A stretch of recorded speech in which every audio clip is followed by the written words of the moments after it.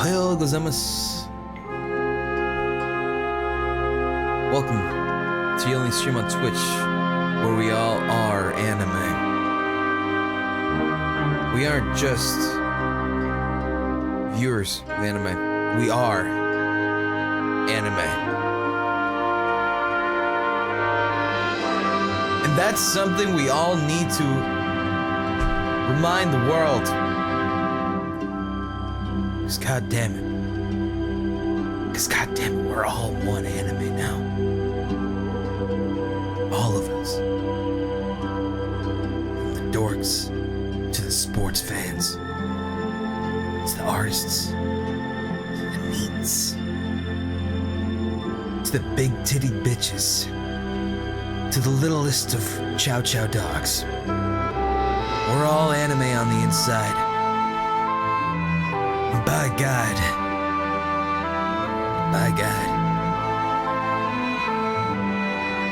if that's how we feel, we cannot let the world tell us no. You are not anime. You cannot identify as anime. Well, my friends, here coming out now, with you all, we are anime kin, and you will respect that.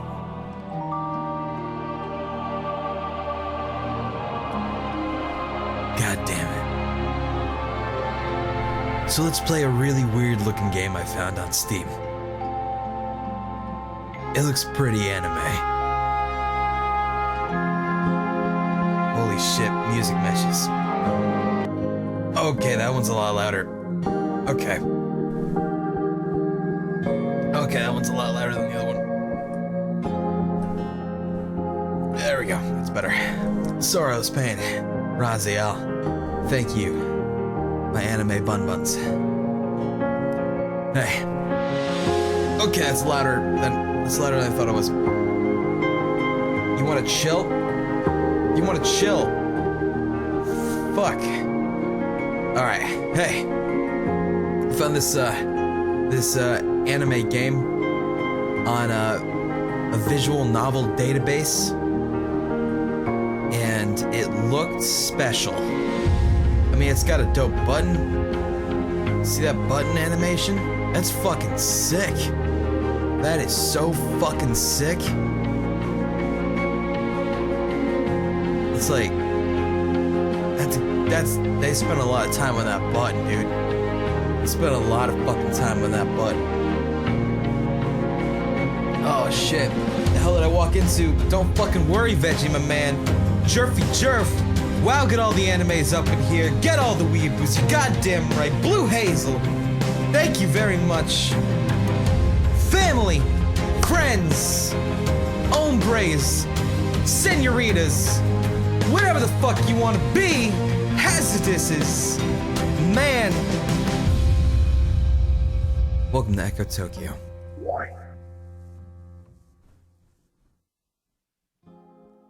Choose the story to begin. Shizume Misaki origin story or Geiji Light origin story. I don't know which one. I have no idea. Zect was taken. Thank you. I'm sorry to hear that Zect was taken, so you had to go with that one, but hopefully you understand. Hopefully you've gotten used to that. So, I need to figure out Shizume sounds like the female, because it's Shizume. And then Keiji, that's definitely a guy. So, I think we should try that at the Keiji. Because his last name is Light, so this guy must be a badass, right? So let's see. Keiji Light origin story. It's the hunger I remember most. Okay, there's voice acting. Let me crank this bitch up. Dope. Let's fucking go, Keiji. It wasn't hunger in the sense of the constant hollow ache in the pit of my gut. That kept me up at night, sure, but it wasn't what stuck with me. It was just the fear. Huh. Runa Tsuroni, thank you, by the way. And Gryffindor Nerd.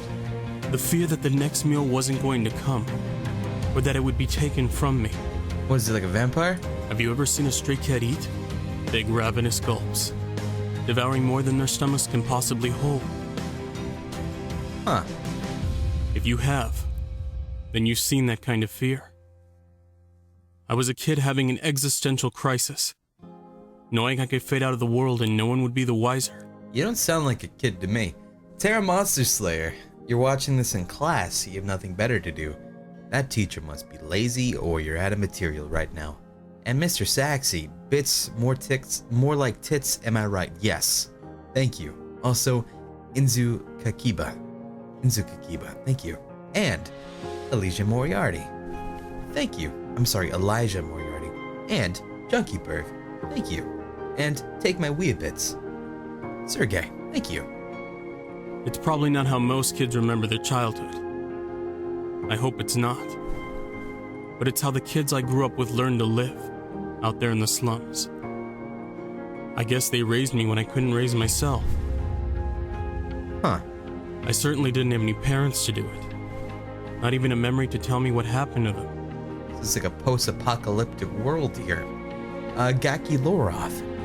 Thank you. As well as Phoenix Phonetics. Thank you. It used to bother me. I would sit and wonder if I had gotten lost one day. Just vanished. Right out of... Did my mother have a sweet smile and tuck me into a warm bed? Did somebody even look for me? I didn't have a lot of time to dwell on thoughts like that. And it was probably for the better. Having no parents meant having nothing real to miss. Now I suspect the blunt truth is colder and typical. My parents are either dead or indifferent. It's all the same, really. And I didn't go without family. In the slums, even us parentless kids had our own little gang. Our own rules we used to survive in the Sky City. Oh, it is in the sky. Interesting. Okay. Mr. Saxy, 3 years in running, thanks, man. Appreciate that. The slummers gave us a bunch of names. Scavengers, rats, cloud kids. Cloud kids because we each seemed to drop out of a cloud one day. Just appearing and drifting through, never settling. Rats because people are assholes. Wow. And scavengers because it was a more polite term for thieves, and we were just kids trying to survive. I thought it was a pretty typical existence for a long time. Huh. Ziggo, thank you. Turns out, I've never had what anyone would consider a typical existence. I figured that out eventually. But at the time, I only knew a few things. What was with the... Why, you were up here, now you're down here. Why couldn't you just settle for here? What are you doing right now? Where are their eyeballs? Like, I understand this one maybe not having eyes, but that guy straight up is deformed. This guy, straight up, he couldn't do it. That one maybe I understand because the shadow, but you just didn't want to draw their eyes. I was always hungry. I was always tired. And my name was Cajun. Did I give myself that name or did they? Is it the only gift I was ever given by my parents? I don't know. And on the streets, you learn to pretend not to care. It wasn't a pretty life. It wasn't easy or even enjoyable. But I had friends. Friends who I grew up with. I guess, for the sake of some neutral ground with normal childhoods, I would have called them siblings. They served that role among many. Mentors, playmates, rivals, all the necessary honesty and cruelty that kids are born with. We all played a part in surviving. An impossible chore for any one person out in the slums. But a group of us, well, we managed. We were the closest thing to family any of us felt we would ever get, so we made the most out of it. But nothing can make that nagging, gut-wrenching fear dissipate. On the streets or not, I was just a kid, and I wasn't ready at all for what was about to happen.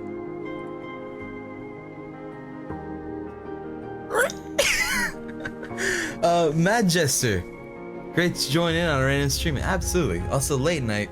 So I was wearing my Chrysella backpack on campus for the past few days and someone recognized it. She joined our club not realizing I was in it and told me after the meeting. All in all, pretty good day and I have a new friend. Aw, shit, man. Dude, listen. If you two want to date and fall in love and get married, I'll totally understand. Just make sure to take a picture of the wedding cake for me. Finsan for a goddamn year, and Greenie just one more month. I will bring the beer. Absolutely, Greenie, sounds good. Good deal. The car skid to a stop only a few feet from us. It glistened in the light, pristine and fast. Obviously from the core city. You have a girlfriend already? Well, I mean, listen. Polygamy. Usually we'd be wary of anything involving the core, but excited chattering broke out among us as the door started to open. You never saw cars like that here in the slums, not unless they were stolen, and even then they didn't last long. That was when we noticed the uniforms and the guns. This has to be like some Teenage Mutant Ninja Turtle shit. Like, come the fuck on. A man in a long white coat gestured toward us. These. Suddenly wary, we hung back a bit. This guy's name is Thug? Okay. We knew danger when we saw it, and we were threatened often enough to avoid anything involving weapons. Adding core people into the mix was like setting off a siren warning of incoming trouble. But the soldiers approached us amicably, asking for information about a notorious weapons trader in the area. It wasn't the first time we'd been approached for information. It was just as valuable as the food and junk parts you pulled out of a trash bin. My boyfriend is watching this from over my shoulder, LOLXD. Ever did this to Cheyenne? All the time. Sometimes more so since it didn't smell. It was easy to overhear things when no one took any notice of you. One of the oldest boys and a self-proclaimed leader stepped forward to deal with him. The rest of us watching curiously. We were promised something in return for any details we could give, and the negotiations were underway. I didn't listen. The conversation may as well have taken place on another planet. No, my eyes never left the scientist in the white uniform. Something about his reflected gaze causing a chill to grip my chest. I couldn't see his eyes. But something told me they were looking straight at me. And that was when the gunshots ran out. Oh. There was a gust of wind over here. My word. Guys, listen. I know you're scared. But the Hansalanum is gonna look a little bit better than this. I promise.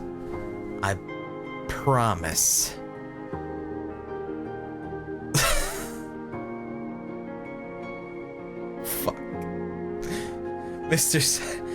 Saxy, this game is pretty dank. I was wondering, have you played the newest WoW expansion? If so, yeah, absolutely. I've streamed it multiple times by now, Mr. Saxy. I fucking love it. Without our notice, the soldiers had slowly surrounded us on each side and penned us in. The screams seemed even louder than the gunfire, the terror rooting me to the spot. I remember the disbelief, the astounded impossibility of what was happening weighing down on me. They were my friends, my family. Some were shot on sight, as if on the soldiers' sudden whims. I watched them fall, gunned down one by one in the street without rhyme or reason. Others were assaulted, beaten down into bruised heaps of submission. It flickers in front of my eyes still, the sight of limp bodies with slow sanguine blood pooling at their sides. My instincts pulled at my heavy and non-responsive limbs until I finally managed to turn to actually move. But the cold barrel of a gun pressed against the back of my neck, the hair bristling in response. Rendered entirely still, I stared forward, straight at the man in the white uniform. All the blood and all the chaos. But he still looked back at me. Even there, with a gun pressed to my neck, and the sounds of my friends dying in agony, he seemed like the biggest threat. And then he walked toward me. His stride took him around me, and out of my line of sight for a moment. That was maddening, the not knowing. Even the feeling of the metal left my skin. The gun barrel seeming to rethink its judgment and release me. My knees trembling like jelly, I started to slowly look over my shoulder. This one.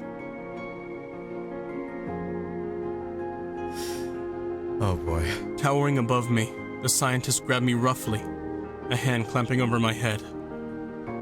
I turned my head to glare up at the man, who seemed impossibly tall and sinister.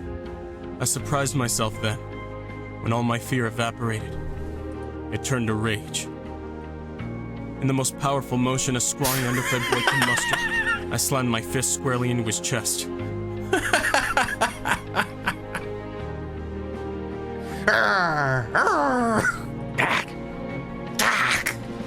I was repaid in kind when the stiff toe of a boot connected under my ribcage.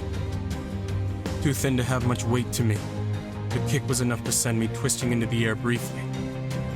The shadow of a gun passed over me, where I knelt on the ground and gasped for every breath that wouldn't come. No. No! Hunter is Han. Thank you very much, dude. The high insidious voice interrupted. The man in white pushed his guard dog back. This is one we're taking. We can't fault the boy for being spirited. I didn't know what that meant then. What did they want with us? What did anyone want with us? With kids? Still reeling from the attack, I couldn't fight back when the strong arm grabbed me around the waist. I only really acknowledged what was happening when I felt the needle slide into my skin. What the f... What? I don't think that's anatomy. I didn't know what it was I had been injected with. But it did its job fast, I'm guessing, since that was the last memory I have of the massacre. There wasn't anything I could have done then. And for a long time, I didn't even feel bad about what happened. I didn't have the luxury. I woke up to pain. Not once mine. Every time I woke up, it was because of pain. I didn't know where I was or what was happening. The sting of the whip biting into and removing flesh made it impossible to think. Every few minutes it would happen, the seemingly random lash that would carve out a new scar. The pain was unbearable. A splitting agony that felt like fire, before it subsided into a dull throb. My whole body became a raw nerve. Arms, back, torso, legs. They spared no part of me from the senseless whippings. Ew, that would hurt. Marger, thank you. I wasn't alone. Aside from my attacker, there were the others they had taken too. That guy's sad. Oh, he looks like a Team Rocket person. What the fuck? It would have been a relief knowing I wasn't the sole survivor. If this wasn't the hell we had woken up in. I heard their screams. Once I was aware enough to realize they weren't just phantom echoes of my own. When I mustered enough strength to raise my head, I saw another boy restrained close to where I was. When I tried to call out to him, though, it resulted in a lashing so severe I either passed out or don't remember it. I just remember waking up from it, immobile, and wondering, half hoping, how much blood it took to bleed to death. I get it now. The Cloud Kids are Pokemon, and Team Rocket's out to their old tricks again. No! Mine, thank you, by the way. Too much. I don't know how long it lasted. There never seemed to be any reason to it, no method. Once the pain had broken you, that became the maddening part. The why. Occasionally I would see the scientists gazing at us from behind glass. Is it like an autoplay, maybe? Like this? It was like they feared approaching us might get blood on their pristine white coats. Oh. I didn't know what they wanted, and it was a folly to ask. I just knew I envied my friends, the ones who had been left dying in the street. And the thought of feeling horrified about what had happened to them, in that moment, it would have made me laugh. This is like a movie now. Then one day, the routine stopped. The lady looks pissed. It was almost as distressing as when it had started. To suddenly lose the pain. All the sensation that had been familiar. All the ways I had learned to quantify time in this windowless place. Holy shit, the guy on the right has no shoulders. It was gone. And somehow that was terrifying. He's literally a pyramid. Even my wounds were healed without explanation. Hideous marks were left behind. Deep grooves of skin forming little ridges and valleys of hard scar tissue. but the worst of the pain had gone. More had changed than just my beaten body, as I was taken to a wide-open room I had never seen. That's a basketball I drank court. in every sight, pleased to see anything I didn't recognize. I wasn't foolish enough to be excited, though. I doubt I would have even been capable of such a thing. A man approached me, wielding a weapon in each large fist. I had learned better than to speak without first being questioned, and despite the obvious threat, I regarded him in silence. They're making him a super soldier. Without even being aware of it, I waited for instruction, harboring the anxiety of failure, of more torture. In many ways, I had been stripped down into some creature I didn't recognize. Something basic and primal composed my nature now. Suddenly, an intercom squealed to life with breathy static and a squealing hum. A voice that sent a shiver up my spine filled the room. That same high tone that had been permanently etched into my mind. Your credit card was jacked by a Wendy's breach? You have one very simple mission. Survive. Good luck. Good luck. That was it. There were no more instructions. No more explanation. I didn't ask for one, my gaze leveling on the man. Predictably, he charged at me, a blade clutched in each hand. That's not a blade. I don't remember deciding to fight. That's a dragon dildo. Even if letting this man cut me down where I stood would have probably been the smart thing to do. How long? You The look only like way out. like... He looks like a 25, didn't 27... Instead, I moved faster than he could have dreamed, and swung my fist right into his gut. And how does he have fucking, like, muscles I after didn't being... fight with any grace or technique. What? I fought the only way I learned to fight. To punch the hardest, and feel the least. You don't have muscles right now. That's I not... may have been clumsy and desperate, but it wasn't ineffective. The overcompensating dual wielding didn't save him. A second blow, this time a sturdy strike to the neck, and the man's head snapped back. How do you know He didn't fight? offer to get back up, knocked out cold. You don't have fight skills. Interesting. Very interesting. That's not Maybe how... even I underestimated your potential. I didn't know what was coming next, or what this madman was talking about. I ignored the phantom praise he offered up over the intercom. Abruptly, the door slammed open, and guards flooded the room, guns held in their hands as if I was some threat to them. They surrounded me on every side, crowding me back, Did you just mirror the other image? entire body stiff. I eyed them warily, like a trapped animal ready to fight. But they said nothing. It was the damnable voice over the intercom that took charge. You've won the fight, but you haven't passed the test.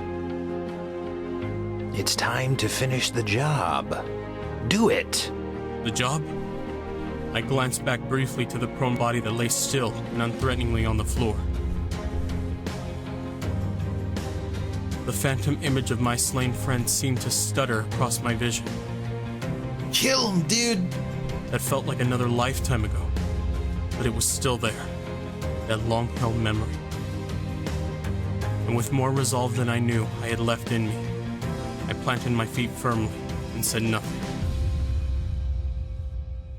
I said finish the job, or you'll wish you hadn't succeeded at all. That's Maybe the I'd best they forgotten how got. to be afraid too. That's like Or the... maybe I was just bullheaded beyond all reason, and they still hadn't knocked it out of me yet. It's like the creator's uncle was like, yeah, I'll help you with your game. But surrounded by these murderers, I knew there was one thing separating me from them. It wasn't the scars or the captivity. It was that I had never killed anyone. I shook my head stubbornly, denying the order and focusing my full intention, that memory. That strong, horrific memory. If that was what it took to keep me a little human, I'd cling to it no matter how much it hurt to hold. And in silence, I waited for my punishment. There are better visual novels? No, I there's was not. kept waiting long anyway. This is like top tier shit. The butt of the gun collided with the back of my head in a solid strike. I was out before I hit the floor.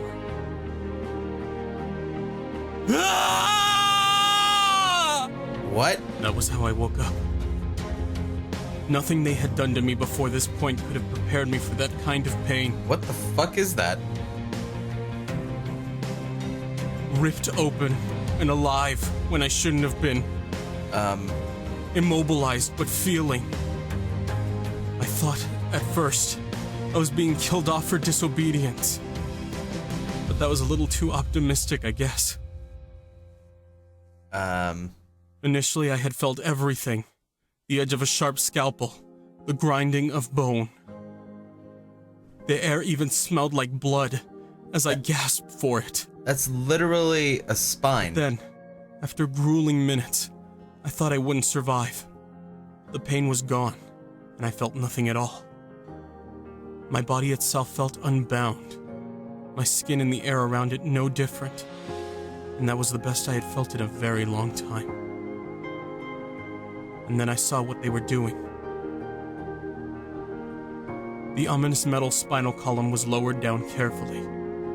Then it passed out of my sight again.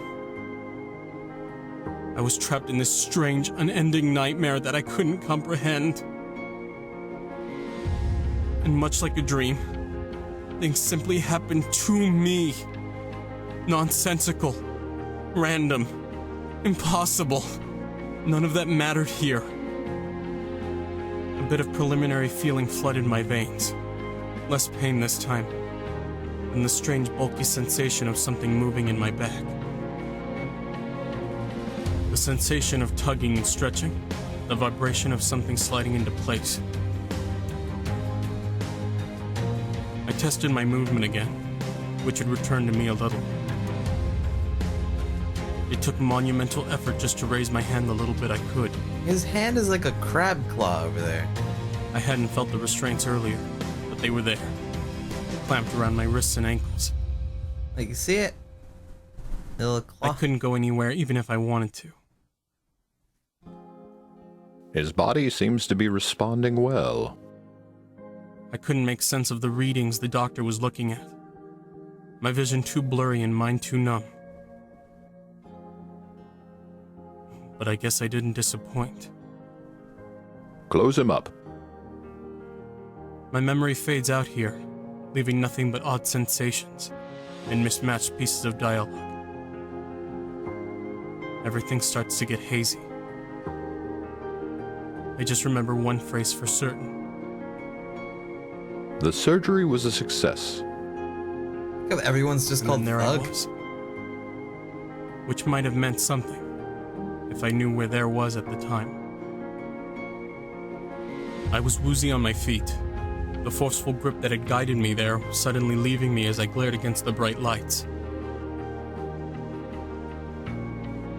Disoriented and still sluggish from what felt like an eternity of sleep, I came to slowly. My back felt stiff, the skin pulling and hard to move, but at least it didn't hurt.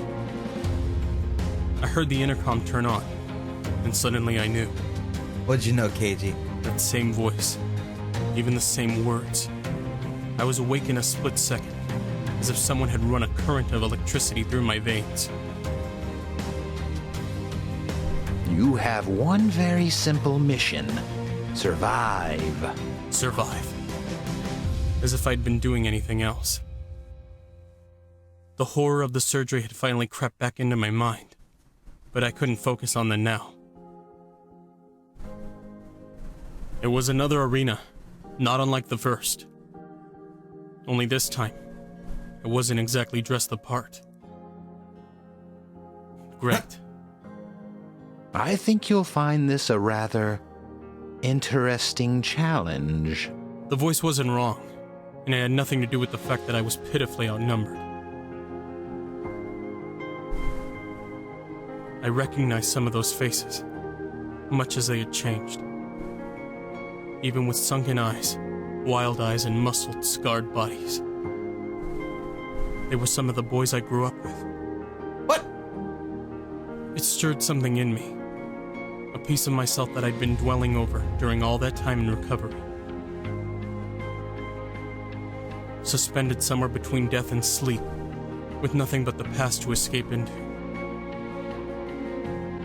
Did the scientists really think that I'd change my stance on killing? If you hold your hand over this or was something, real. it'll look like this is the lips.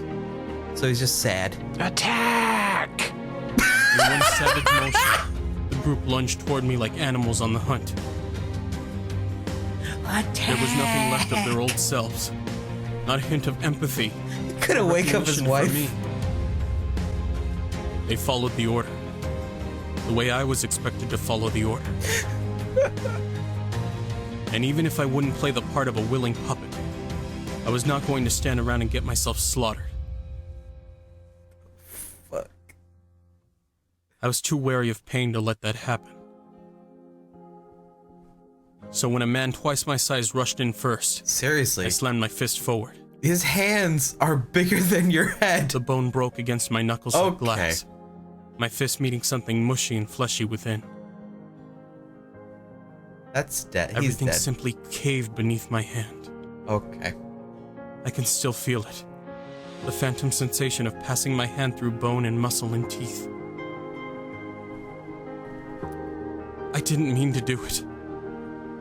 I didn't even know how I did. You punched him. The assailant slumped backwards, his face so broken it was unidentifiable, and pieces of his brain were flecked across the floor. But the others didn't stop charging, not even registering the death. They were a single-minded swarm. And no matter how hard I tried, so was I. I couldn't stop fighting them. My body just reacted. Every punch catastrophic. Every kick enough to shatter bone. Whatever they did to me in that surgery, I couldn't control it. I couldn't stop it. As if every part of my body was enhanced. But maybe that's not the worst of it. The worst of it was that I couldn't feel bad about it. I couldn't feel much of anything anymore, even when I stared at the bodies prone on the floor. I didn't want to kill them. I knew it was wrong. Now I was a murderer. I had taken life, and I could never undo it. Never unbecome it.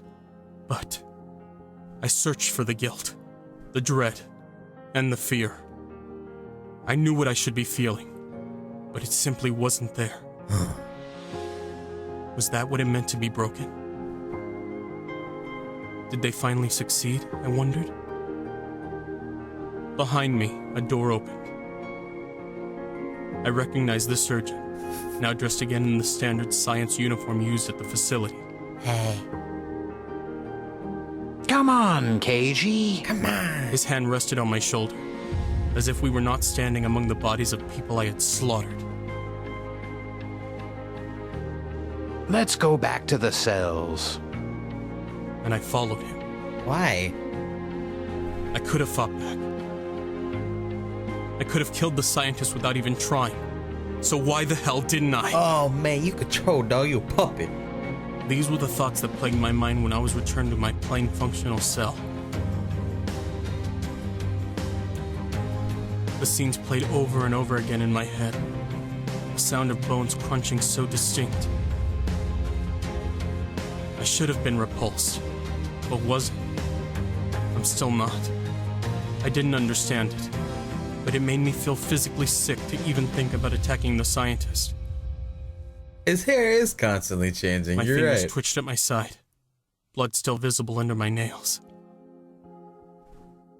Eventually, though, I started to piece it together as I sat there. When the scientist put his hand on my shoulder, he thought I was complicit. He thought I was trying to kill them. They didn't realize. Whatever they tried to do to me, it only half succeeded. Whoa, only half? I wasn't powerless anymore, and wasn't sticking around to see what happened when they figured out the truth. Oh, shit. I just needed a plan. Preferably even a plan that didn't involve killing.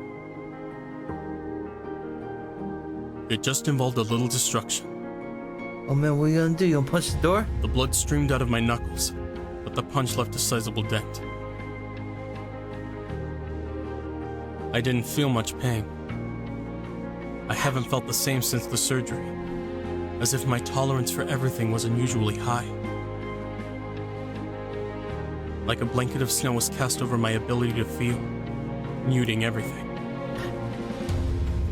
And maybe that would come in handy. Punch after punch dented the metal further, until there was a rending of metal. So do your bones not break? I'd been in that cell long enough to puzzle out how it worked. Did you just go through a portal? Even though I'd never seen the technology, I'd heard the currents that run through the walls when the door opens. Okay. To say that I didn't know exactly what I was doing was an understatement. But I'd gathered up enough scrap metal as a kid to know the basics of how things worked, and how to get them working again. How? What? How? So maybe, I thought, with more luck than skill, I could get the door open. I ripped through wires as I found them, indiscriminate and savage. I was waiting, hoping that one of them would short-circuit the door and trigger it open. Well, I certainly messed up something. A low electrical pitch slowly growing louder and louder. I should have taken that as a sign.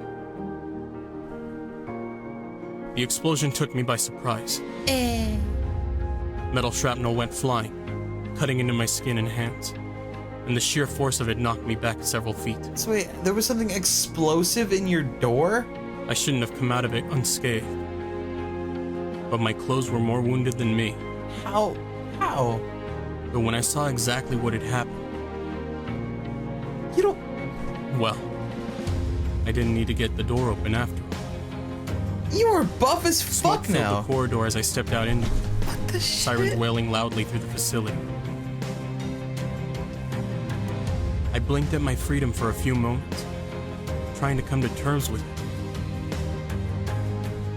It had been a long time since I had known what it was like to make my own choices. But I lingered too long, and turned toward the abrupt sound of footsteps. One of the scientists. Oh. Like a coward, he turned to flee. Well, No doubt to summon help and reinforcements. I mean, a coward? You would Moving too. on instinct, I charged after him. I couldn't let him get away, and I didn't want to kill him, not after what had already happened. But he would tell others if I let him go. Kill him, dude! I slammed my foot into the back of his leg, feeling the bone break against the strike. That's fucked up. He's But with impressive control, or maybe shock, got a third turned as he eyeball. fell. The volts of the stun device jarred through my body, tensing every muscle and making it rigid beyond moving. The metal in my spine rendered me almost immobile. But I pushed through it, fighting against the tension in my own muscles. And with one huge effort, broke free. I lunged for the scientist without reservation, fury flowing through my veins with the white-hot electricity. And with a motion of sheer desperation and rage, my hands twisted his neck sharply. Sheer desperation and rage. Unlike the others, it didn't come without resistance, requiring a true effort to twist the skull out of place. And then I realized why. Smoke and sparks erupted from his neck as the technology in him shorted out. A similar technology to what was in me, I guess. Were they all like that? Were any of them as dangerous? As powerful as I was? A commotion attracted my attention. A stream of men suddenly manifesting through an open door. You can see through them. They tried to corner me, and all I could see when I looked at them were casualties. More and more casualties. A pile of bodies steadily growing and adding weight to my shoulders. This straight just looks like ketchup now. I had to get out of there. So I ran. I ran until I hit something I had long since forgotten about. Sunlight. What It is your... filled up my vision, glinting off the edge of every building and What? gleaming in the reflective windows. What happened to it? There were colors and hues I had forgotten about. The chaos and bloodshed behind me was forgotten as I took a deep breath of clean, fresh air. He ran away from clothes. I could have collapsed then and there, in the overwhelming relief and faced confusion that befell me. Who was I now? What was I? I didn't know. But I was free. The facility at my back loomed over me, but I ran. Ran until I was out of its shadow entirely. Oh, where'd your... I didn't know where I was going, or who I was now. I don't know what happened to your volume. It took a long time, building up a new life for myself when I had never even had one in the first place. Go back to the mic. What happened, dude? And in some ways, I still don't know anything about who I am, or what I feel. But I'm figuring it out. The more I think back on that place, and the things I did while I was there, the more it unsettles me. I left it standing. Sometimes when I'm out, I see a band of boys sitting idly around the streets. Hungry and wary and rough. That had been me once. Would a car pull up to them one day, and armed soldiers round them all up? Would they slaughter or experiment on them? When I was there, all I wanted was to be anywhere else. And now that I'm out, well, I'm working on that plan. Why do you need a gun? You're like a superhuman. What are you doing? Thank you for playing, aka thank you for hitting the auto forward button. Ow! Whoa! Whoa! Whoa! Holy shit! What the fuck? God damn it, that was like a jump scare. Fuck! The fuck was that?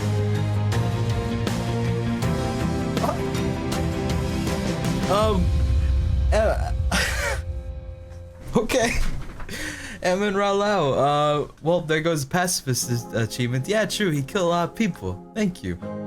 Doc Aliciousness, Sir Thrax, the proposer. Do you think God stays in heaven because he's afraid of what he's created? Yes.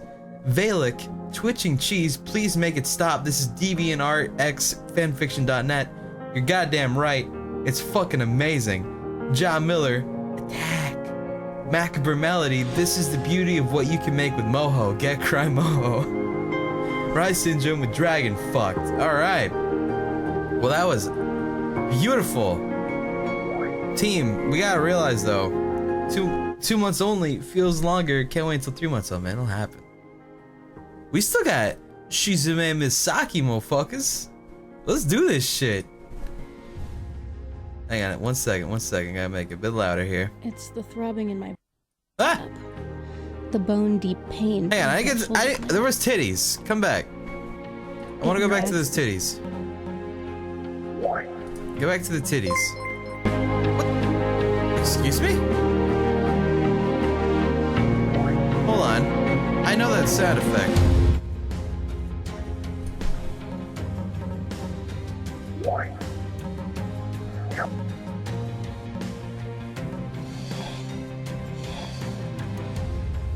There's the titties. Okay.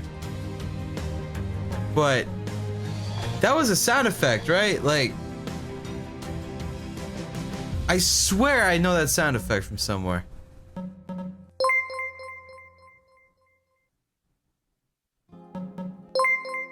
That's from something. Like, that has to be. Is that like Kingdom Hearts or some shit? I swear to God. I swear to God I know that. Is that Metal Gear Solid? Star Ocean? It has to be. That has to be from something. There's no way it's not. Like, we all know this sound.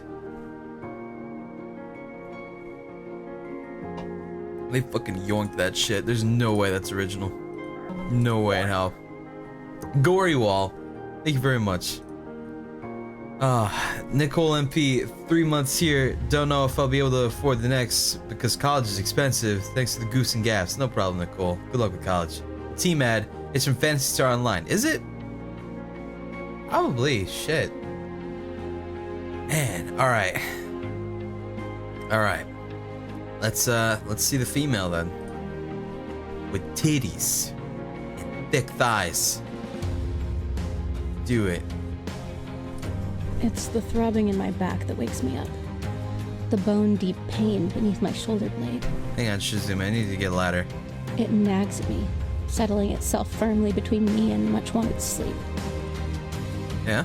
Ugh. I get up and gently stretch out the old wound. Glancing into the mirror, the image doesn't line up. Am I okay? The visible scar is long gone, but I still feel it from time to time. Am I? The phantom blade lodged in my muscle. Am I gonna get banned? Is this bannable? I trace my fingers over the place where the wound used to be, now just a memory. I don't know. Sometimes it feels so fresh. Well, just part of the job. That same job is waiting for me now, just downstairs. I don't know if... I sigh. The pain isn't bad, just persistent and annoying. Looks like sleep isn't on the negotiation table anymore. Uh-huh. I trade in the opportunity to put on clothes! Not a bad Oh my idea. God, it got worse! Holy shit! Hot water!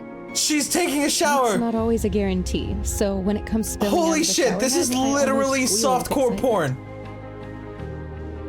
It got worse, guys. And because it's hot. But I'd rather be scalded Oh than my have God. to deal with jumping in and out of the spray of water Holy just to get shit. clean and try not to freeze. Holy shit! I The hot can't. water of the shower loosens up the stiffness in my shoulder and rinses the last traces of exhaustion out of my limbs. Alright. There, that's it. I hum a little as I bathe, Fuck. feeling refreshed and swaying idly to my own tune. Fuck. I wish every day started out this good. Yeah? Though, if every day started out this good, I'd probably be out of a job. Can't have that. Christ, The dude. suds stream off me, and I take every liberty in letting the water wash them Of off. course the female looks infinitely more well drawn than the By male the time was. I'm done, the room is hazy with steam. Pristine clean, I finally turn off the water, letting it drip from the ends of my hair and puddle at my feet. The guy one was like all blood and gore and shit, and the female's all like fucking My shoulder rolls heavy freely nudity. again, most of the discomfort gone. And now I really have no excuse to avoid work. And if the last time I checked my unit balance was any indication, well... I could probably lose an arm and still have no choice. Admitting to desperation doesn't come naturally, God. but I feel it easily enough. It's probably what kept me up last night, circular thoughts about failure and hunger. I steel my expression a little, checking it once more in the mirror, and then go downstairs. So is she gonna get like whipped and stuff too? Hoshi? Aside from the static hum of electricity, the reception area is quiet. She must be out for the morning. Oh well. Have I really gotten so lazy I can't just make my own damn coffee? The answer is yes. I head down into my office instead. At least here I can quiet some of those nagging fears. I know at that least if there's picture. work available. I approach the map, gazing at the layout of the city, as a quiet hope stirs in my chest at the prospect of a job. Yeah, this game isn't on the Twitch banned list, so... It's not for lack of options either. There's always work for fixers, and there always will be. Hell, ask most people and they'll say we do anything. Like moral prostitutes, we shell out any service for the right price. For some fixers, that's the blunt truth. I've heard that the job had noble beginnings, but that ours is the road to hell variation of good intentions. We were meant to fix society, to redeem it from the lawless chaos it had fallen into. But eventually, people learned that fixing something... This is the Steam version. There shouldn't be full nudity. It can be a bloody and brutal business. And that's alright for the most part. I can handle bloody and brutal, but I don't believe in making the city worse. It's all we have left. I guess I've developed something of a reputation, digging my heels in against the employ of crime lords. Not many of those jobs get sent. There's not nudity on Steam. He isn't making that up. But occasionally, honest work comes along. The map begins to update the latest job postings, and I bite my lip in anticipation. Let's see what we've got. What do we got, Shizume? Here's something. Missing young girl named Obinata Natsumi in the slums. 5,000 used for location, 10,000 used for safe return.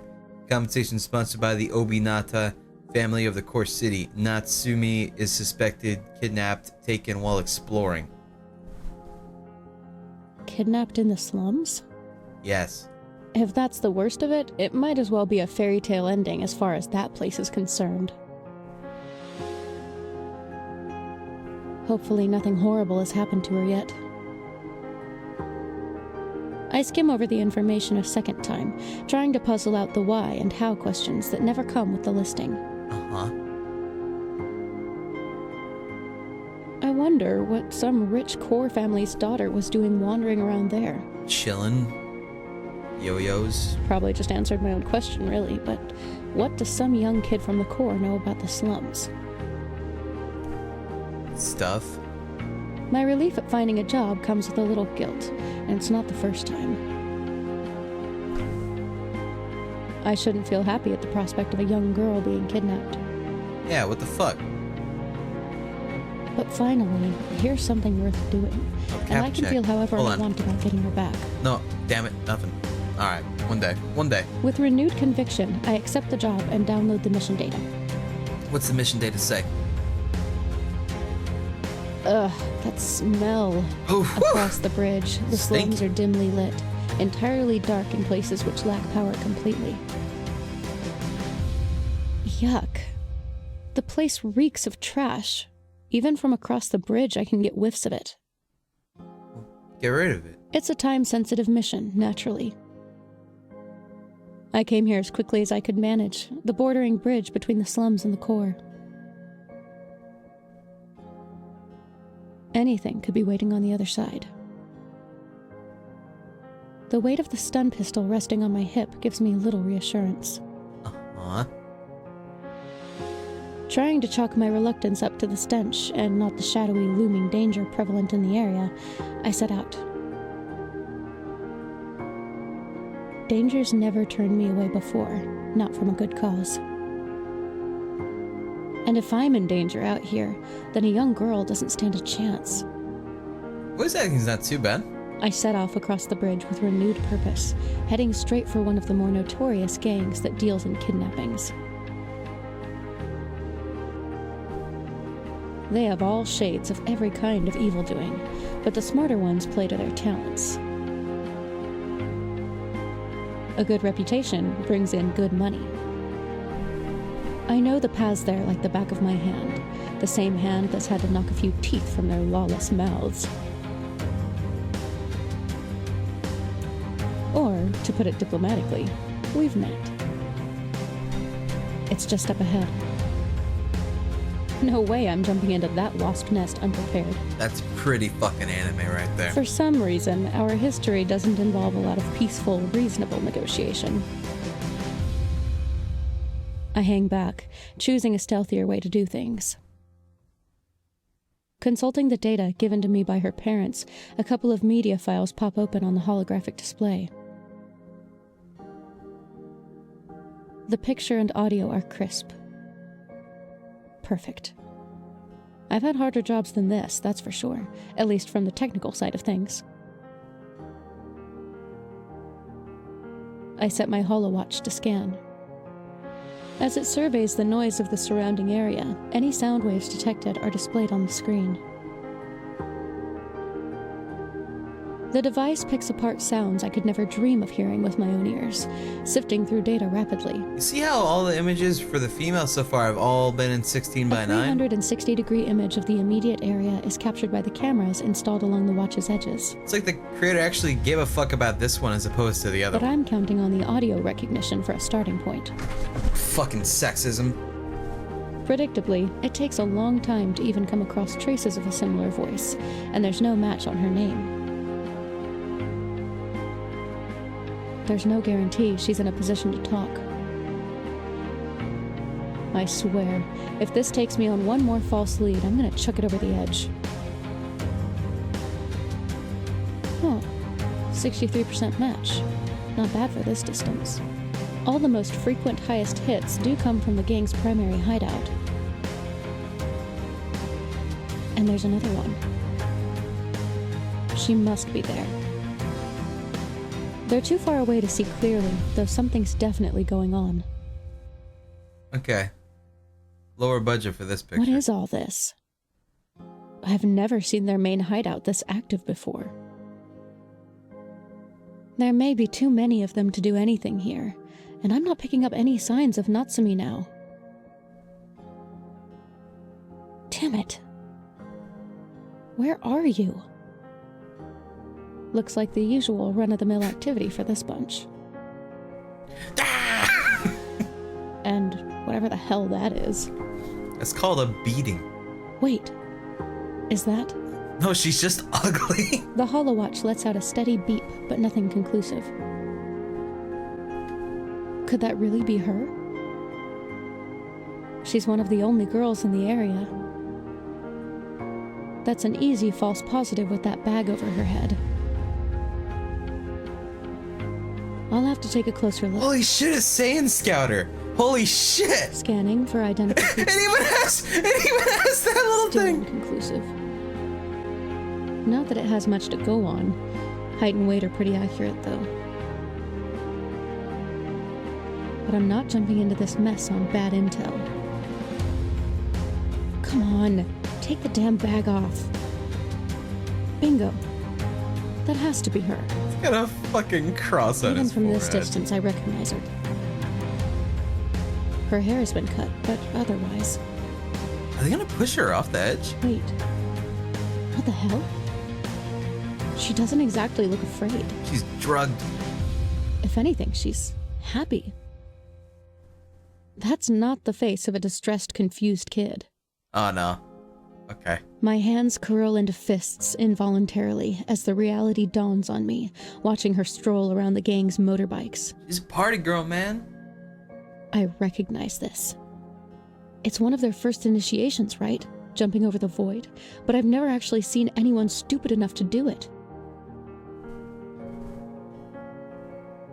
That must be her boyfriend, if he's allowed to make the jump for her. Oh yeah, she does have a Krillin nose. Over the roar of the bikes, even the holowatch can't make out distinct words.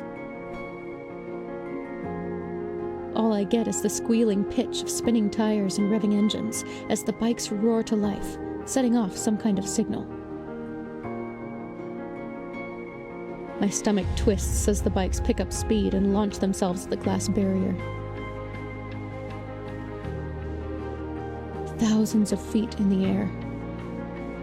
And nothing below to catch them but a cloud of nuclear waste and the top of some decrepit Tokyo ruins. Man, they could die from that shit. It almost hurts to watch. My hands tense. That's why it's the They initiation actually battle. didn't lose too much momentum. Just so you know. but they're still suspended over nothingness. Natsumi throws her hands up proudly as they go sailing over the empty air, clouds below. This is exactly where she wants to be. As an initiated gang member, I could try to take her out. There'd be a reward for that, too. As they land safely on the other side and speed off, I know better than to hope for it. Hunting them down isn't worth the risk, and I'm not suicidal enough to get on a core family's bad side. Yeah, screw it. Ugh. Damn it. Damn it, damn it, damn it. There goes everything. Just get another That cab. asshole just rode off with my 10,000 units. Well, no. He rode off with half. I guess I can still give her parents the location and cash in the 5,000. It's better than the big whopping nothing I'd get from coming here otherwise. Hey man, I'd take 5,000 units. Shit. What a waste. Maybe that's what I get for wanting to help people. And people are just... bastards. The footsteps come to a stop behind me. Damn it, I've been spotted. Those look like tentacles. Confront them, attack them. There's choices in this? Kill them. Kill them. On reflex, I grab the pistol from my belt and spin on my heel. Too late. He's sticking out Breath his is knocked tongue. out of me entirely, and I stumble backward, my head smacking into something both hard and fragile. In a horrifying moment, I hear the glass shatter, knowing that my head is only inches from the nothingness below the bridge. The art has gotten so much worse. Holy fuck. My gun! Where? I grope around for it, but the thug's foot finds it first. And nudges it right through the hole shattered in the glass barrier. No! I can't do anything but watch as it plummets into the clouds and disappears. That's why you have another piece, man. Get your hands off me! I roughly try to pull my arm away, but it's no use. Squirm all you like. Gets me going. Okay. You know, Okay, we're out. We're bailing. We're bailing. Dip, dip, dip. Echo, no yo. We're out. Pale. Fucking pale, man. Pale motherfuckers doing some weird shit. Alright, we tapping out. We're tapping out of there. Shit. So that game was garbage. That was so fucking bad, dude. Holy shit. God damn. There's apparently 6 achievements linked to this game. Impressively enough. I'm kind of curious as to what exactly they are. Embrace the flame anomaly. Whatever the fuck that means. Shizume survived the mission. Shizume fights back despite things seeming hopeless. Shizume falls into the darkness, or Shizume is captured by the gang. Wow. A lot of weird shit goes on for Shizume. Keiji had a pretty easy going, all things considered. Just throwing that out there. That man had an easy life. Easy life. Easy wins. Wow. So, I had another game. I can't full screen it because, I mean, I could show you what happens when I try to. It's really weird. Oh, okay. Hang on. That completely killed my other monitor. Okay, that's awkward. Alright. Hang on. Hold up.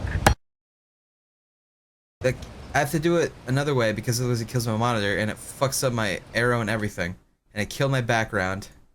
It killed pretty much everything I know and love because it's a piece of shit.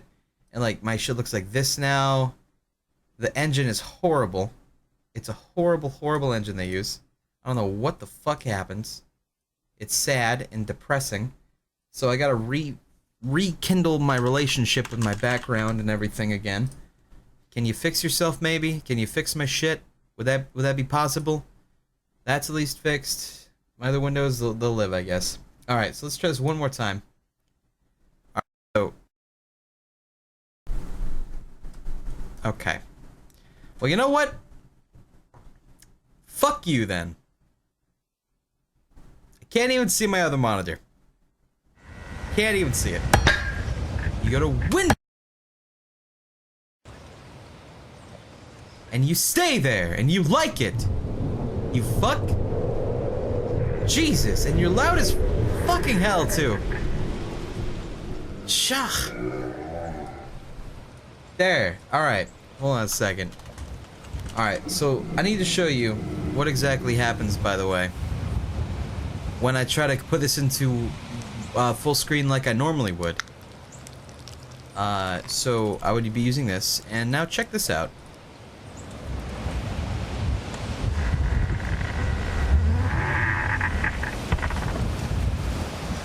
Oh, you actually don't see this.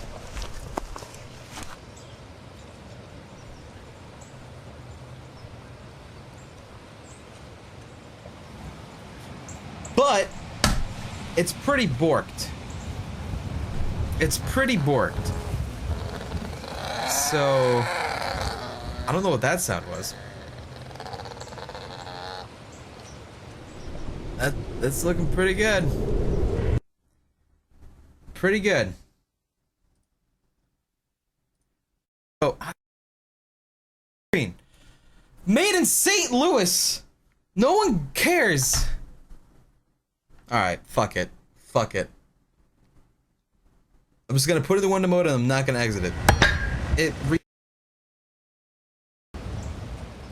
Okay. We're gonna put it to this. We're just gonna play like this. We're gonna check this game out. I'm kinda curious. Alright. Let's see how it goes.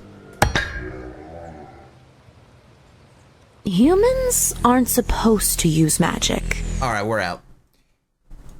Let's see here. I have one more idea. So. Da, da, da, da, da, da.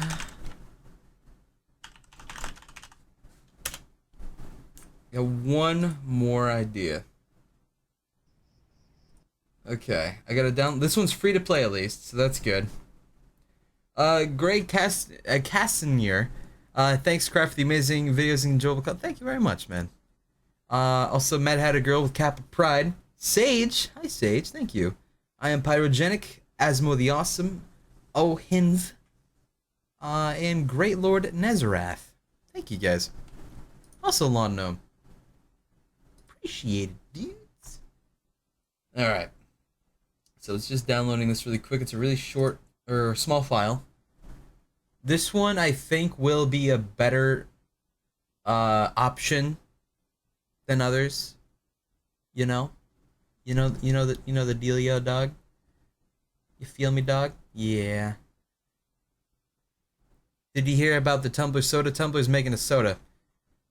I avoid all things Tumblr, so I don't know. I haven't heard. Exciting Frogs. Thank you very much. Also, Silver Spartan. Hey, Cry, I'm going in for surgery tomorrow, and I'm really worried about it. Thanks for streaming tonight, and keep it off my mind. Surgery is no biggie, man. You're gonna be knocked the fuck out, you wake up. It's all good, man. It's gonna be absolutely fine, don't worry about it. But thank you also. Oh, alright, so this new game is called Who is Mike? And it's not on the list. We're just gonna put this under Anime Land. And we're gonna put the title, Who is Mike. Done. Alright. So, how's the engine for this game? Is it better? Okay. Fervent. Who is Mike? Mike looks like Russ. That's who he looks like. Alright, can we make this one in full screen? Yes! Alright. We'll put this to about there. I want to make sure we can so languages. We can change this bitch to German and Spanish. Nice. Okay. Turn. Looking good, looking good. Macabre Melody, in all seriousness, I've watched you for years and I'm so glad I can finally support you more. Thanks, Nissan. Oh shit, get cry moho. Thank you, Macabre Melody. Appreciate that. Alright. Let's see who is Mike. Ah shit, I got a voice act now. Ugh, my head. Where do I click? My nape throbbed with a sudden, persistent pain. Dizziness came and went with a slow trickle of sweat. What? It was evening. The curtains were closed and the sound of blood thumping in my ears made the silence malignant. I was in my house, yes, but I was disoriented. Something felt amiss. There was a certain creepiness that made the hairs on my arms prickle. I blinked at my surroundings. My glasses. Where are they? Did I bump into something or... Stay back, whatever you are! Even before I heard his voice, I had felt the presence of someone else in the room. It justified the awful feeling in my gut. Just don't move! Oh my god. There was a stranger in my house. He held a bat with his outstretched arms, maintaining the distance between us. Get back! I didn't know what to do. I opened my mouth in several attempts to say something. Don't hurt me. Please leave. What do you want? In the end, I just stood there in dumb silence, stewing in my own nervous sweat. What is he even doing here? If he was a robber, he picked the wrong house. Do I know him from somewhere? I squinted at his blurred shape, trying to replace the man's Gaussian blur with something more tangible. He looks. I stepped closer. The man waved the bat in alarm. I told you not to move! Ugh! Did he just shiver? He was acting way more upset than me, considering he's the intruder in my house. It might be a foolish thing to say, but it didn't seem dangerous at all. Just go away, please, please. He continued mumbling to himself, gasping in big gulps, huh? Of panicked breaths.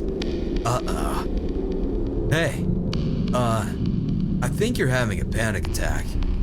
Try breathing through your nose and out your mouth.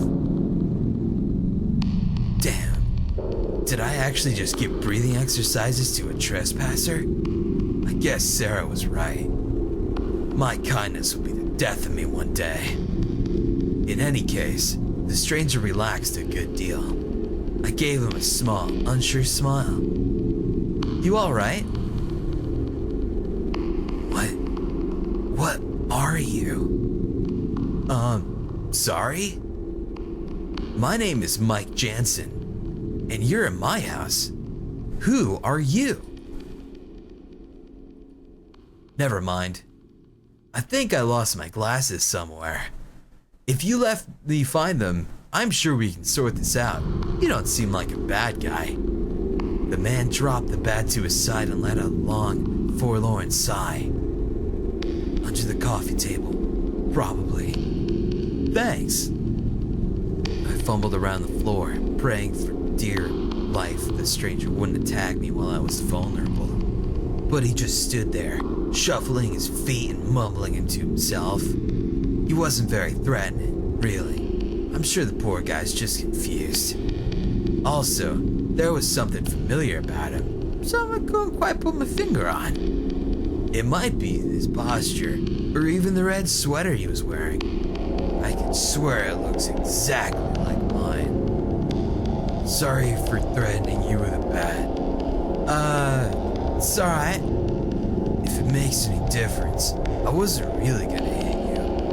The shape of my glasses finally registered in my hands as I fished them out. I don't really think I can hurt anyone, even in this situation. Sarah always said, The world gained clarity as I put my pair of glasses over my eyes. Someday, kindness is gonna kill me. So, you can see me now. Hey. The man waved lamely. What a fucking dweeb. I stood there with my jaw agape, staring at him. He was me, existing as a separate being. He had my face, my hair, posture, my sweater. No wonder that sweater looked like mine. It was mine. This is just a dream. It's just a dream. That's it. Calm down.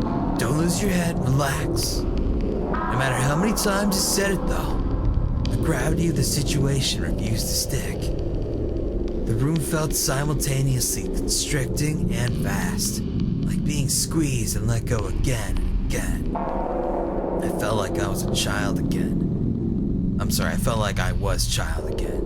Lost in a crowd, blindly reaching for my mother's hand, only to realize in horror that the hand belonged to a stranger. Okay. Now it's your turn not to panic, right? Deep breaths. Was he some kind of clone? An apparition of my future? What? What exactly was he? I reached out to touch him, wanted to make sure he was real, not some figment of imagination. The other Mike recoiled from my touch and pushed my arm away. I made him grumpy. Hey, this is weird for both of us. Don't make it worse by being grabby. He looked solid, so he couldn't be a ghost. He could form separate thoughts from my own. And he seemed aware that we were the same person. What are you? Why do you have my face? Excuse me? Your face? For your information, I was having a normal night in my house when you came barging in here. So why don't you tell me what you're doing in my living room? I opened my mouth, but once I did, I realized I couldn't remember anything. My last bits of memory consisted of a bowl of chips and some late night TV shows, probably anime. Also, the pain in the back of my head. I can't remember. Aha! See? That's what all fakes say. Case closed. Fake? Excuse me? You're some sort of anomaly. It's the only explanation. I don't remember doing anything special recently. If you have my memories, I'm sure you'll agree. You, on the other hand, just got a text message, so I gotta check my phone really quick, if that's okay. Never mind, it wasn't that big of a deal. It's apparently Ray Nave's Jr.'s birthday. That's pretty swag. You lost a chunk of time of yours. So, you are either the cause of everything or simply an effect. Ergo, an anomaly. Right. Then, if we're going there, I might as well say you're lying about the state of your memories. Normality was disrupted with your presence. Hence, I lost that track of time.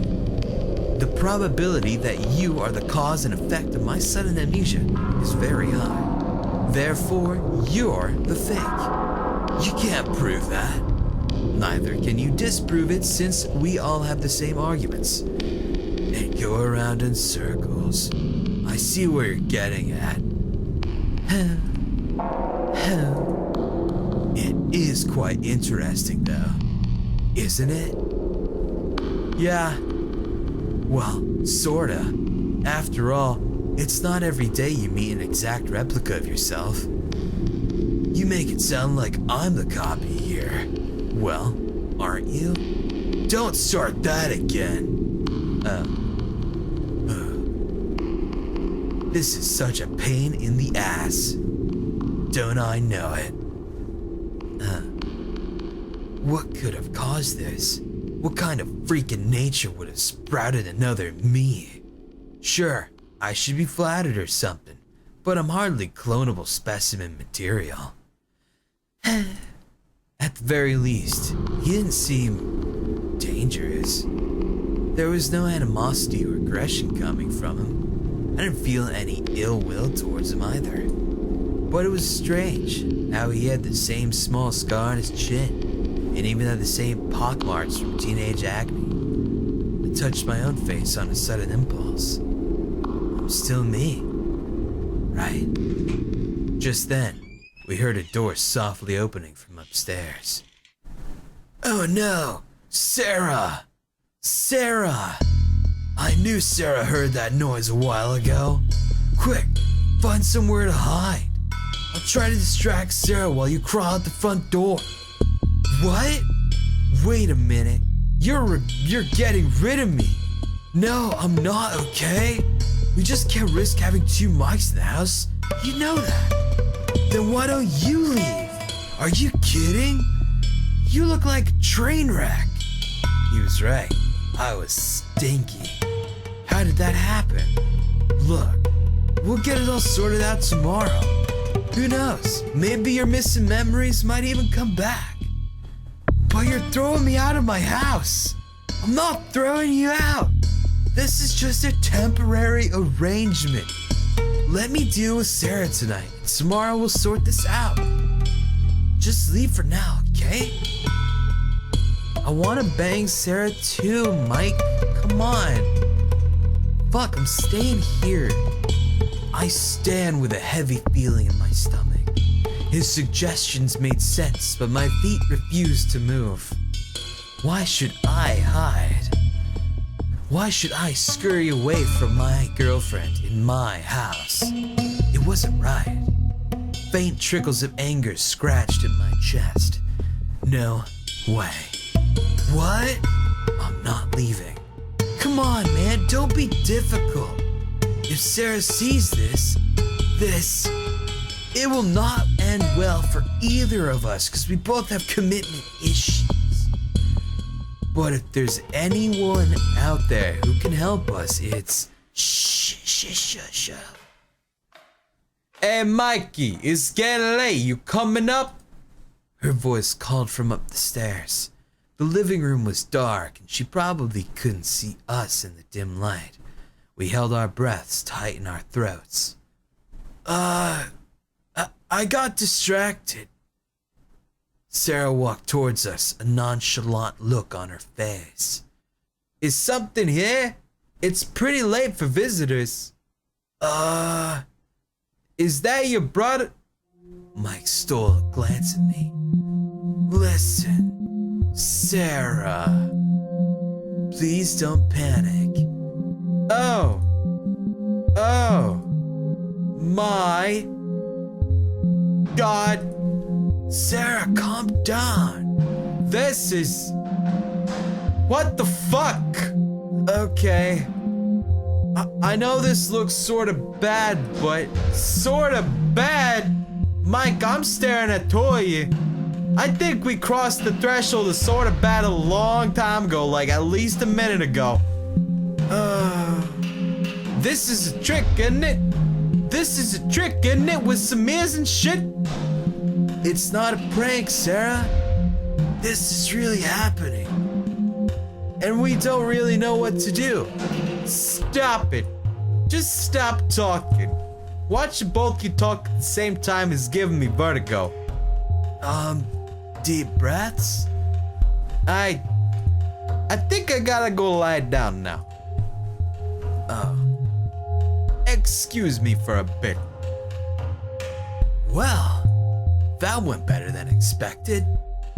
If by that you mean my girlfriend is ready to pop a stress baby, then yeah, sure. I told you this was a bad idea though. Nah, she'll be fine. She'll be fine. She's a police officer. She's used to these kind of stressful situations, right? I don't think you know what you're talking about. Guess we better just deal with it. Mike and I stood in silence, waiting for Sarah to come back from her nap. She joined us a couple of minutes later, her face grim, but composed. It gave me a feeling of normality, or normalcy, whatever the fuck, during this bizarre situation. Alright boys, I'm a lot calmer now.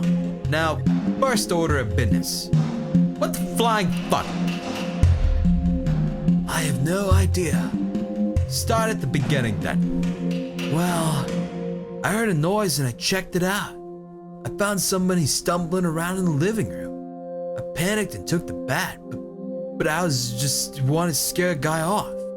And then I saw him with my face on. I thought I was losing it, but he was just making his way upstairs, so I had to confront him somehow. To be honest, I thought of grabbing a crucifix or something.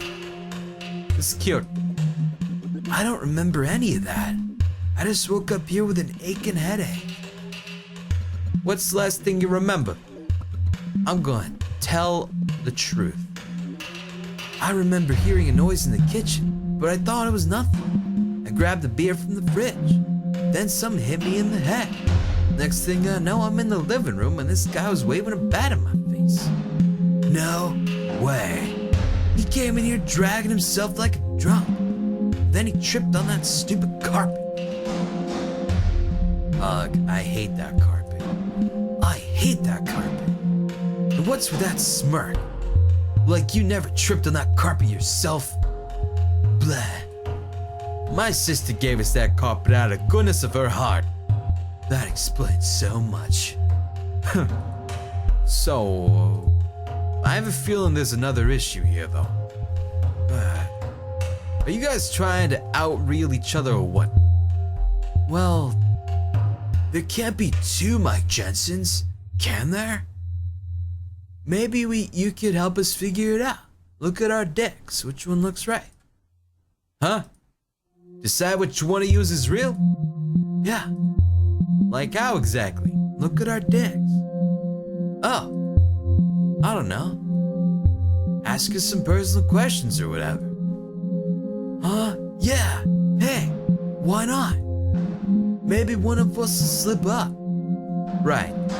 Because you want to treat this like a fucking trivia game. Look, guys. I don't think that's gonna work. You can't just decide the realness of somebody in one night of 20 questions. We have to find another way. Like what? Blood sampling? DNA test? An exorcism? I don't fucking know. Just, please, don't make me choose between the two of you. Sarah, we're aware this is unfair. But if there's one person who can help us, it is you, Sarah. Mikey, you do know I love you, right? We've been together a long time. I know your bowel patterns and your unhealthy fanboy obsession with Jason Statham. But I don't think literally anyone is cut out for this shit. Why don't we just call you Mother? No. Oh, even your reactions are the same. Impressive. Baby Bunny, please. Please help Papa Bunny out. Stop that. Didn't I tell you that nickname is only between the two of us? Technically, it's still just me, so. Oh my god. This is so fucking creepy. One thing's for sure, we do have to fix this. It's just too damn weird. So will you help us? Sarah sighed and shook her head. I don't think I get a say either way. It's at least worth a shot. Wait, after this is over, what are we gonna do with the supposed imposter? Have you guys thought about that, little Jim? I'm pretty sure we'll figure something out afterwards. Sure, yeah. Yeah, let's not rush into that conclusion just yet. Maybe we can work a little bit of everything going on. Take it one step at a time. Okay, whatever. Personal questions it is. Anniversary? February 26, 2009. February 26, 2000, Thursday. Too easy. Brother's name? Miles Jordan Jansen. He hates it. Miles Jordan Jansen. And exactly why I call him that every chance I get. Right on. Fuck our brother. You guys are being very mature. Anyway, favorite animal? I'm starting to sound like the worst dating website in history. Dogs. I love dogs. Yeah. I should remember to get one after this whole thing's over.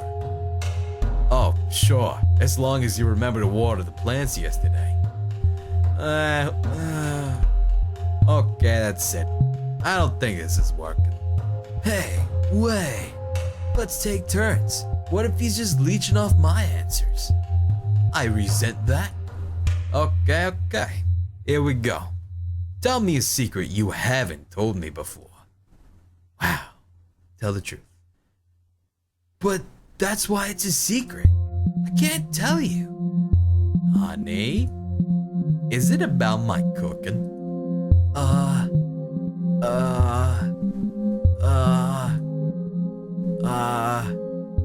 don't know. Same question. Sarah, I love you, but that last tuna casserole you cooked sucked like balls. I guess we just, I love Snickers. It's good. So it takes a clonia to pop up before you admit to it, huh? But... Next question. I lost my eyeballs. Now we're getting somewhere. At least one of you has to be telling the truth. So, Mike, what's wrong with the casserole? Okay. Well, there was way too much chili, first of all. My bottom was on fire for days. It was horrible. The texture too. Ugh. I don't know. It just felt like eating barf. I mean, it looked like barf. It tasted like pure death. The smell of the kitchen afterwards, I thought somebody really did die. Shut up. Shut up. But other than all that, it's okay. The plates had a nice floral pattern. The plates. Anything else? You were on a roll there. That's all. On the other hand, you make great pizza-lettes. I like the macaroni. Yeah, those are good too. The macaroni was a microwave meal. Oh. In short, you liked none of my cooking, you lying ass. That's not... Nice going, Mike. At this point, she'll throw both of us out. Okay then, more questions. Do you have a crush on our neighbor? What? Who? Paris Beaufort, the model who sunbathes naked on Sundays. What? That's... Sarah? What even are these questions? I'm just making full use of the situation, Mikey. Wouldn't you?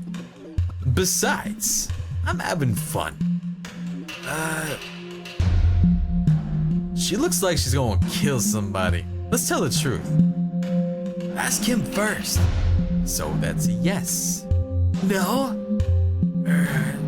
She's pretty, okay? You both are. But you're my soulmate. Huh. Fuck. She's friendly. I've talked to her a few times. She was nice. What? I mean, she wasn't intimidating. Didn't try to bite my head off or anything. Oh, sure. And the fact that she flashes her jewels around the neighborhood has nothing to do with her being nice. I didn't even know that. But you should call me next time she does.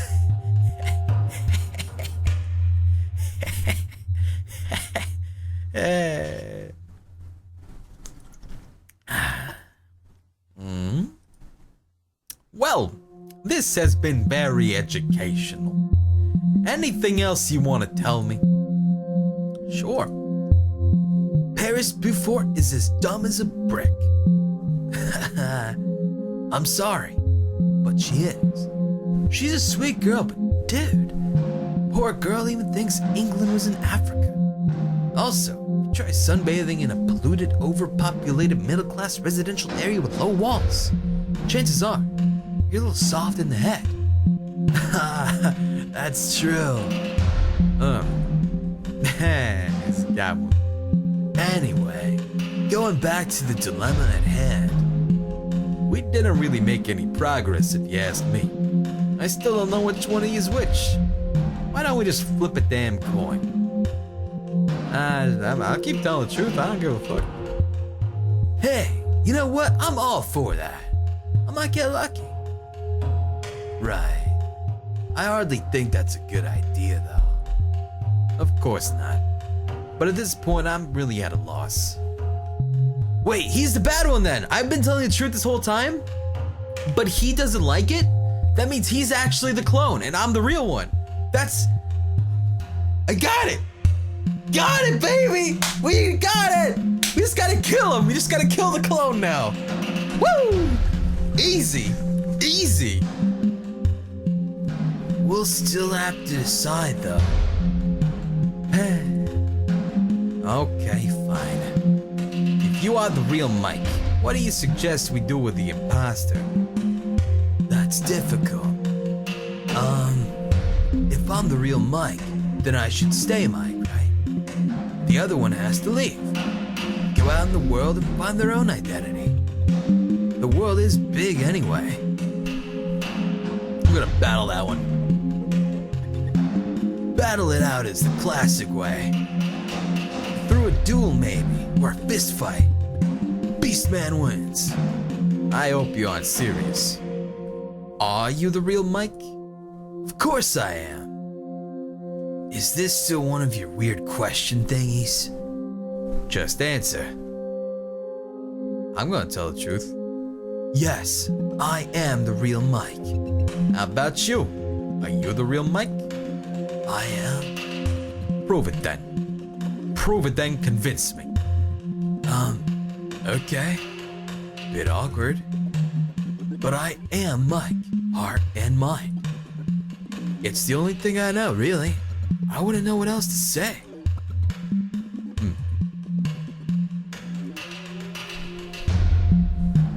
Fuck. We did our best, or I can't convince you. Fuck. Oh, this one's tough. This one's tough. You got me here. That one's the fucking bullshit imposter. I'm the real Mike. God damn it. I'm the real Mike. I'm gonna do this one. I can't convince you. There's no way to tell. You said so yourself. All I know is I am Mike. There's nobody else I can be. What are you gonna do if I say you're the fake? I'll tell the truth. I don't know. I can't leave. I don't want to. All right. I think I just need to ask one last question. Sarah turned to me. Mike? Yeah? Do you know the date? June 15th? Actually, it's already June 16th. That means whatever caused all this to happen yesterday night. Can you remember anything? Not really. Not even a little bit? I'm sorry. I've tried, but the last I can remember is feeling very tired and falling asleep in front of the TV. That span of time is crucial. It's the missing piece to the mystery. Either that's when you started to exist, or you're not telling us something. Actually, that's not true. If he thinks it's June 15th, maybe this is just straight up he got knocked the fuck out and he just finally got put back in and they put the clone in before. You don't know. You don't know. Started to exist. Is it just me, or am I getting the feeling that I'm the odd one out? We're just trying to help. You're probably a victim too. What is this? So you both have agreed that I am the fake? When was this arranged? You did just appear out of thin air, Mike. You're the stranger who barged into the house. Added to that, you have no memory of yesterday's events. It just doesn't make sense. You don't make sense. My chest felt heavy at Sarah's words. This can't be happening. Everything is turning against me. Even Sarah. What do you want me to say? What about him? What happened for him yesterday, huh? What the fuck did he do, huh? What the fuck, bruh? Huh? What happened, bruh? You ain't got shit. Why don't we talk about that? Huh? Come on, man.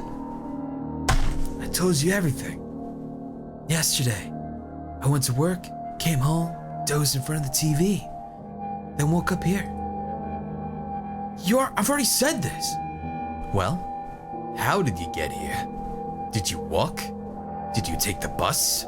Did you ride a rainbow unicorn? Facts, Mike. I need to know facts. Guys, calm down. Seeing the two of you fight is just freaky. I really can't remember, okay?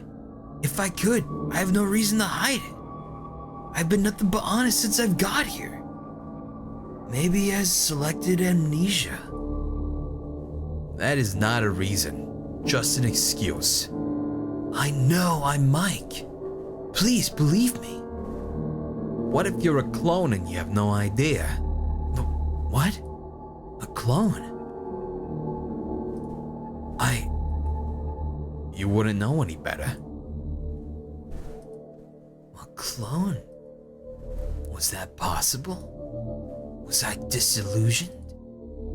Maybe my desire to be Mike fabricated my memories and led me here. Maybe I blocked out the last hours in my mind because I didn't want to know the truth. My head began to throb with frustration. I turned to Sarah. The hope I needed was nowhere in her eyes. Sarah, please. I'm sorry. It's just... I stood there, dumbfounded. A drowning man robbed of his final lifeline. I looked at Sarah and Mike, but they both avoided my eyes. I never felt so alone. Fear surged in my blood. It turned into betrayal and anger. How could Sarah let me down? I needed her the most right now. But she wouldn't listen to anything beyond her theories. How right could she be anyway? This was just a matter of choice and opinion. And the truth was as sharp as it was simple. She just chose not to believe. Me. My teeth gritted. I thought I could count on you, Sarah. I thought you wouldn't let me down. Don't say that. You know how hard this is for me. Oh, yeah, I'm having a ball. Stop villainizing me, Mike.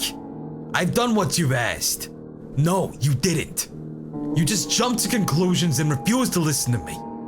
You said one night of trivia questions wouldn't be enough, but you turned around and just like that, accused me of hiding something. That's not fair. Fair! Right. That sounds rich coming from you. Mike, stop. You're hurting her. I know nothing about this is easy, but I think you just have to step back. We'll help you, okay? But the way things are going, emotions are running really high. We should all just take a breather from this. Why don't you just come by again tomorrow and we'll figure it out? What? You want me to leave? No. Well, I'll leave too if you want. Shut up. You're just trying to get rid of me again. I didn't mean it like that. I didn't. Fuck him up. The fear and despair turned into hot, burning anger. How dare this guy suggest that I leave? This asshole who is taking everything that is mine. You have some nerve! Mike! I punched the imposter's face, tackled him to the ground. I pummeled him with every punch I could land. Sarah's screams of warning and anger faded into the background. Everything felt like a million miles away. Even as my fist came into contact with his flesh, I felt strangely distant, serene, like I was only a ghost hovering over what was happening. I didn't even notice Sarah's hands pulling me to stop. I didn't even notice my arm shoving her away. I simply continued beating Mike like a frenzied animal. There was a feeling of being controlled, and I savored it. I let it. But his lower lip split into a large, unsightly gash. Warm blood tainted my fist red. It was then I stopped in shock. What am I doing? What am I? And when I looked down at him, his mouth twisted into an amused smile. His eyes glowed with a sinister shade of red. Have you started doubting yourself yet, Mike? I wouldn't be surprised. You were always a little soft, like your punches. He let out a hoarse chuckle. I gripped his throat and brought my fingers heavy on his neck. Bastard! Shut up or I'll kill you! His words came out in short, dry bursts, like tiny firecrackers, sizzling out the last of their wick. Who would have thought? You're into this. Finally. Had this power over someone. Fun, isn't it? Tell me, what's it like, Mike? Shut up! Are you aroused right now? Does your weenie feel good? Fuck you! Before I knew it, my hands grabbed the nearby bat and with all intention of bringing it down on my face. Oh, good. Sarah, help me. God. Mike! His expression changed from evil to helpless in a split second. Pain ripped through my body as the bullet pierced my skin. I looked back and saw Sarah. My beautiful Sarah. She had her. Gone all along. I should have known. She had tears in her eyes. Sarah, it's not your fault. I wish to say that I didn't mean those awful things I said. But when I opened my mouth, a soft, wet trail of blood blocked my breath. Drowning. It feels like drowning. But, Mike, run. Sarah. Pain flooded my body as every last bit of me struggled for air. No, it can't. I thrashed and struggled. I looked at Sarah while I still could. I was struck by an unbearable feeling of loneliness. Now that I was here, I didn't really think about the end. Just pain. And how to make it stop. But, everything's fading now. I welcomed it. It felt fine. End 4, The Fallen. Damn! Damn, dog. That was good. That was actually really good. I got a bad end, I guess, but that was still really good. Shit. I wonder what I could have done differently then. I guess just tell different lies or something like that? Huh. Interesting. But I was right though, right? Like, I'm totally not the fucking clone. I'm the real one. And that guy was bad. And I knew it because I was still telling the truth and he didn't say exactly what I said. So, I was right. He was wrong. I knew it! Yeah! That was cool. That was pretty dope. Get the good ending, bro? I don't really know how. Like, I wouldn't know what I would have to do differently, you know? Oh shit. Oops. Damn, I'm real. Thanks, Sindwolf. I knew I was real. I'm hoping my sub-notification ruins the tender moment. Oh, it didn't, /die. I'm sorry. Also, Crymino and Tommy Verde and Dino the Dinosaur. 200 bits on the guy on They Gon' Fuck. And Mr. Lau, is Mike / Roast the Origami Killer? Probably. Probably. This is pretty cool though. But I'd have to play through pretty much the whole thing again, I'm guessing, right? Because I didn't save ever. What are extras? Good chance. Interesting. Okay. There's a lot of other pages. Huh. Oops. Oops. Huh. Well, guys, listen. This game is free if you want to play it yourself. But I don't think I really want to do another one, at least right now, because I like where that left me. I like that feeling. It left me deep inside because it was good. So I might come to this later. But I don't know about you, but I actually like bad endings. I know a lot of people are always like, oh man, Manny, you gotta get the good ending, you gotta get the true ending. But some bad endings are good, and I actually like that. I got outwitted. I gave into my rage, and I got shot by my beloved, and I lost everything. I like that. That's a tragedy. I like tragedies. I know some people aren't into that shit, but I actually like tragedies, goddammit. So that was cool. TGI videos? Maybe, but I think we were gonna do more sellout D&D. But that's up to the rest, really. That was cool though.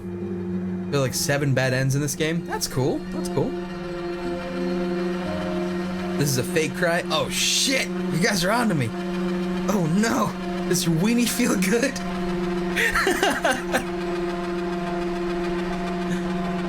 That was cool. Yeah, this game is free though. It's on Steam. It's called Who Is Mike? You should definitely try it out if you like this. I think it's really neat. Good stuff.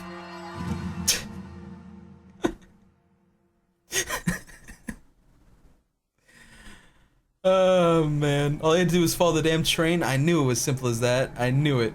Fucking knew it.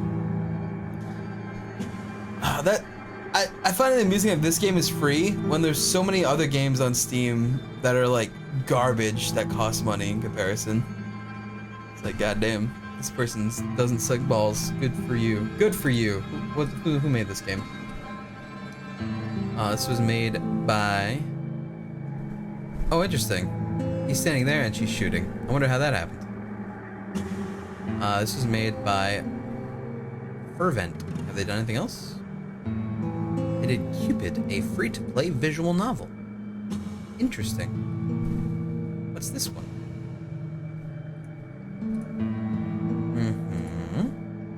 Okay, this one looks a lot more anime. Definitely looks a lot more anime. Oh.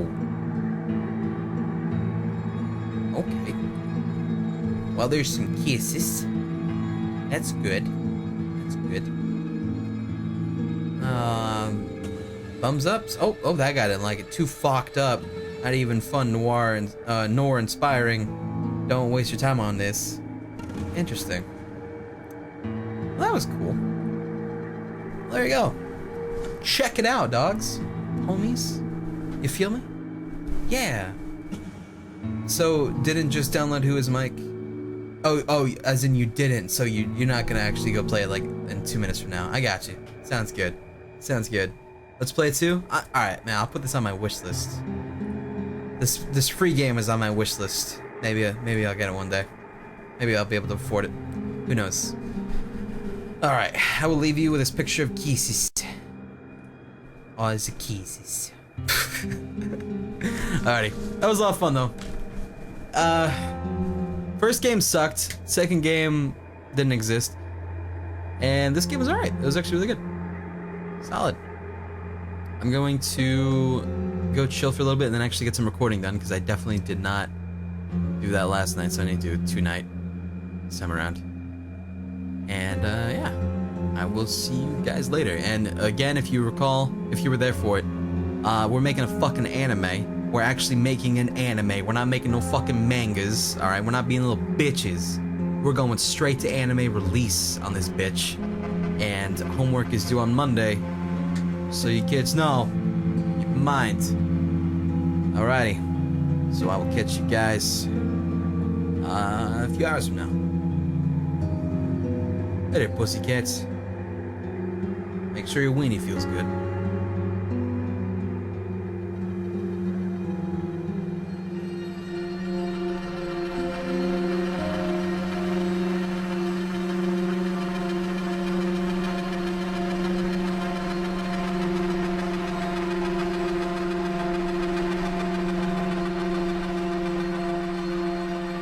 Make sure your weenie feels good. That was really good. I actually really like that. That was dope. That was really good.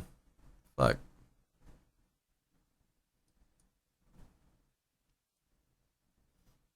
Buy a fake cry.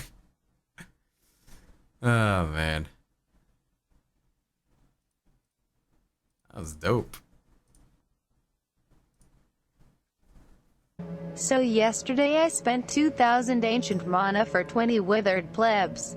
Then I accidentally hit the teleporter instead of speaking to the NPC, lost my 2,000 mana and couldn't take the quest again. I can relate to that. Wow.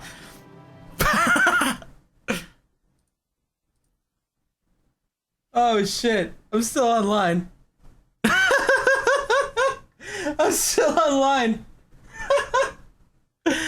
Awkward. All right, later, dudes.